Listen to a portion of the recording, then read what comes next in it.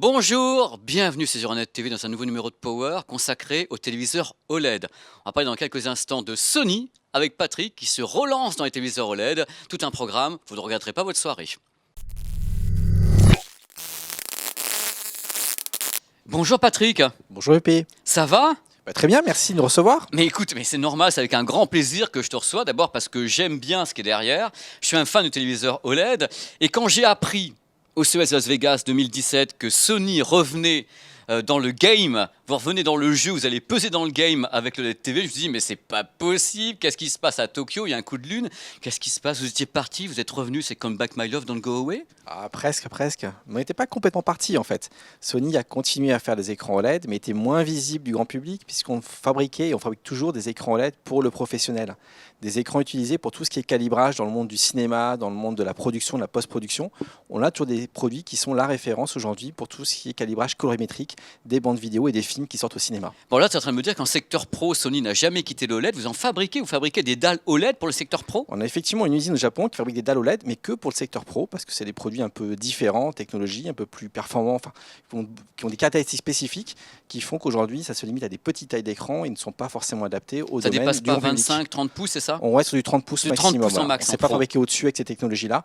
Et donc, ça reste trop petit, enfin trop limité aujourd'hui pour arriver avec des produits dans le grand public. C'est pour ça qu'on s'était sorti du domaine grand public. Mais on revient, ça y est, en force cette année avec plusieurs produits. Alors, vous revenez. Alors, Sony qui revient dans le monde de l'OLED, ça signifie énormément de choses pour ce marché qui était avant détenu, entre guillemets, dans le grand public par LG, qui était tout seul, cavalier seul.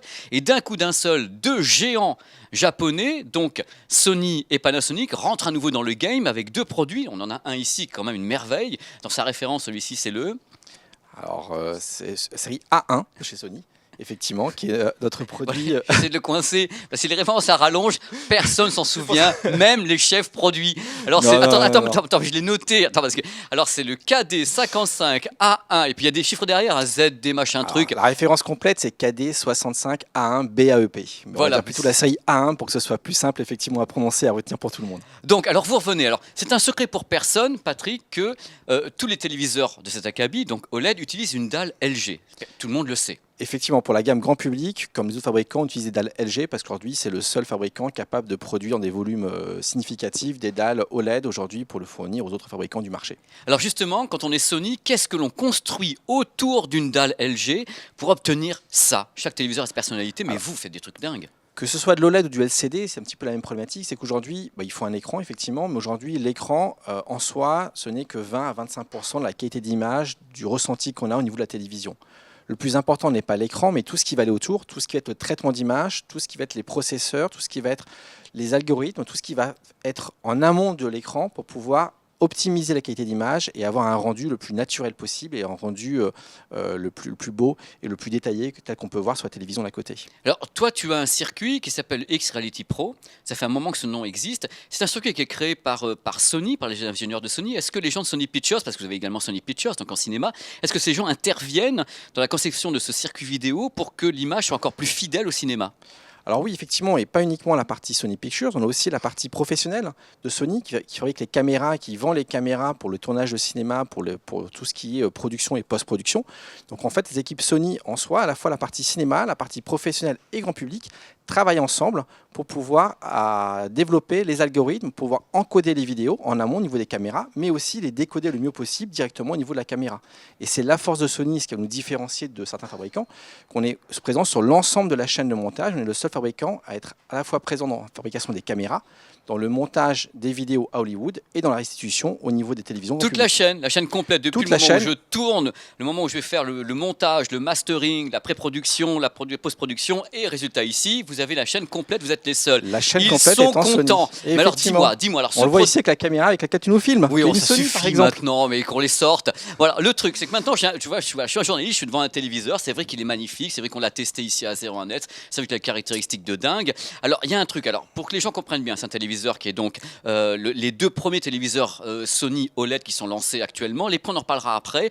Alors, est-ce que d'abord, ils sont HDR, Dolby Vision, qu'est-ce que vous avez mis dessus? Alors, ils sont bien entendu HDR, 4K HDR et ils sont compatibles avec aujourd'hui le standard qui s'appelle HDR10. Et il y a une mise à jour qui va apparaître dans quelques mois pour être compatible à la fois Dolby Vision et HLG. Donc ils sont compatibles avec les 3 standards HDR qui vont exister sur le marché. Vous avez les standards les plus utilisés dans les années à venir. Directement, ça sera compatible. De toute façon, vu le bousin, il vaudrait mieux qu'il évolue parce que quand même, il est un petit peu cher.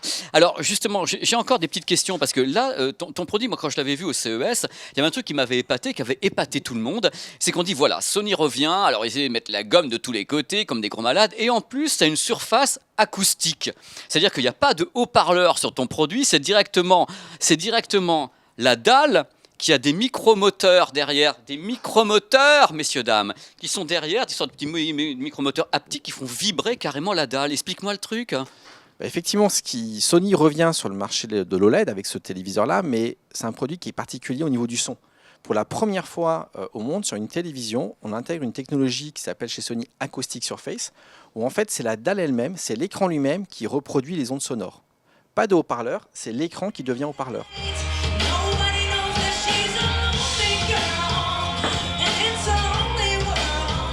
Donc l'écran vibre.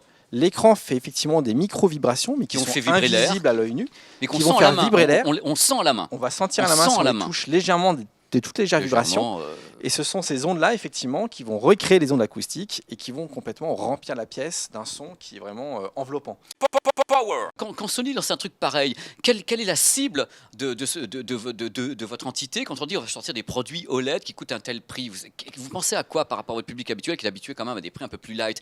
Vous avez une idée de la cible? Alors évidemment, la cible, il y a plusieurs cibles, je sais pas, en langage un peu marketing qu'on a là-dessus. C'est ce qu'on appelle souvent les early adopters, c'est-à-dire les personnes qui achètent en premier les nouvelles technologies parce qu'ils veulent des produits avant-gardistes, qui veulent se faire plaisir en ayant ce qui se fait de mieux sur le marché. Donc ça va être ce type de consommateur-là. Mais ça va être aussi tous les fans de cinéma, les cinéphiles, parce qu'avec ce produit-là, on va avoir à la fois la meilleure expérience vidéo en termes de qualité d'image, mais aussi une expérience de son complètement inédite. Non, mais je t'arrête tout de suite, je vais t'arrêter. Je veux dire, les gens même si ton système Acoustic Surface est vachement bien, ça remplacera jamais le fait que quelqu'un qui peut s'acheter ça va acheter un système home cinéma derrière et balancer des watts de tous les côtés. C'est quand même un système d'appoint, c'est pour les voix, un petit peu de musique, ça va pas aller plus loin. Ça va plus loin que ça. Si tu regardes, pour la première fois, on fera une démonstration après si tu veux bien. Je l'ai fait la démonstration. Tu vas voir que pour la première fois, sur une télévision, on a la même sensation que le cinéma, où sur le cinéma, il y a des enceintes derrière la toile et le son vient de l'écran. Donc le son au niveau des voix vient carrément. Oui, des voix, mais tu vas pas comparer ton système avec un caisson de grave, avec 4 enceintes, 12 enceintes dans la pièce, et le mec est devant un truc qui coûte une blinde. Pas à moi, quoi. Je veux dire, tu le fais à qui tu veux, mais pas à moi, quoi. Si on compare effectivement par rapport à un système avec 5, 7, 9 enceintes, effectivement, on va pouvoir avoir même 3 supérieur. Mais aujourd'hui, c'est vraiment un produit qui, en tant que télévision en soi, peut se suffire pour regarder la télévision. Pour entendre les voix humaines.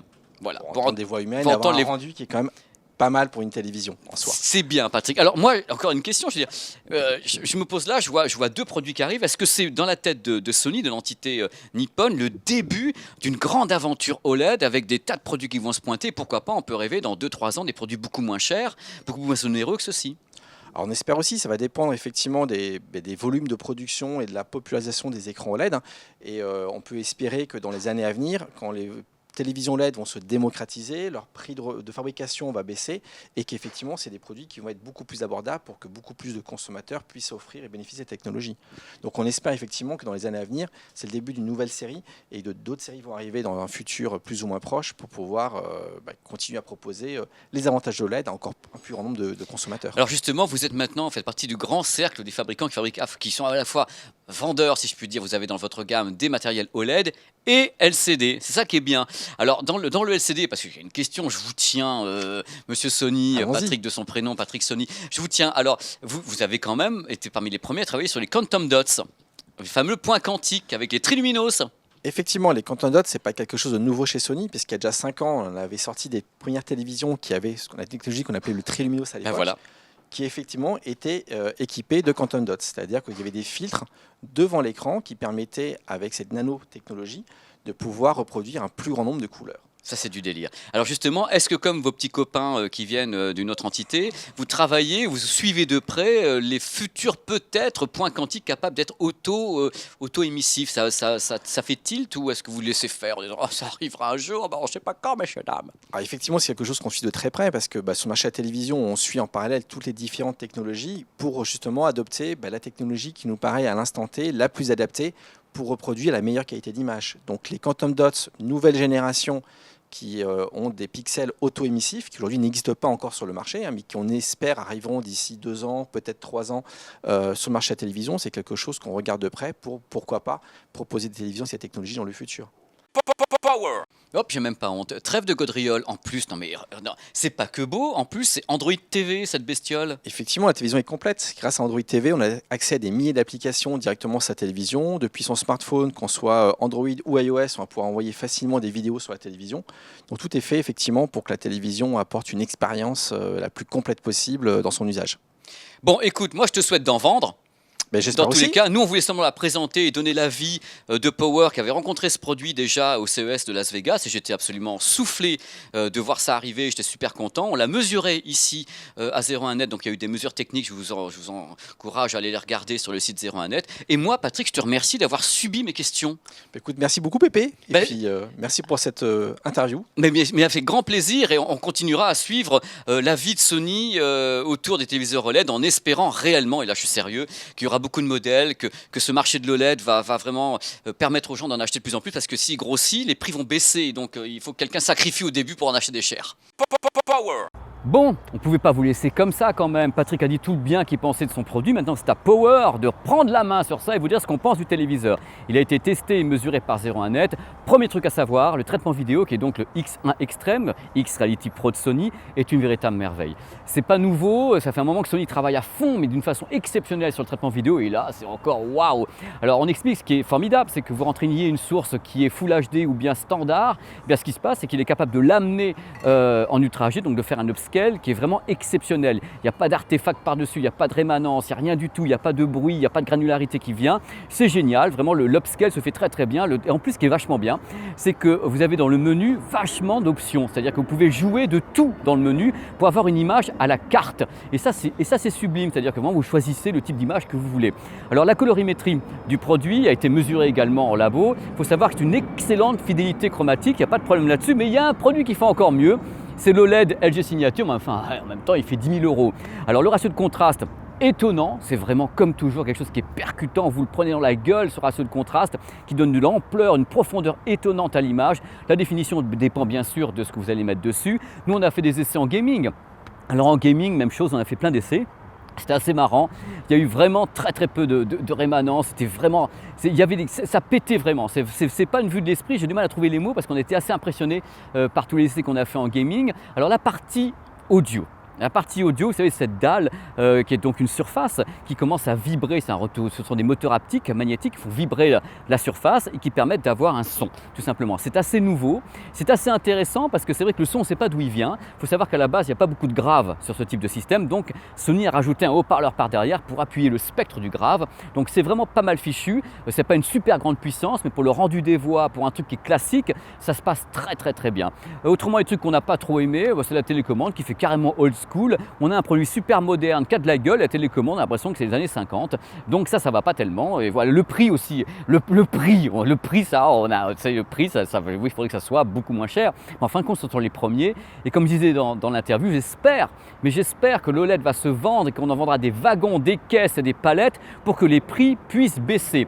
Voilà, donc le modèle Sony est un modèle qui nous plaît énormément. Donc on voulait vraiment faire un truc dans Power et surtout vous donner un complément d'information avec un chef produit qui nous explique des trucs.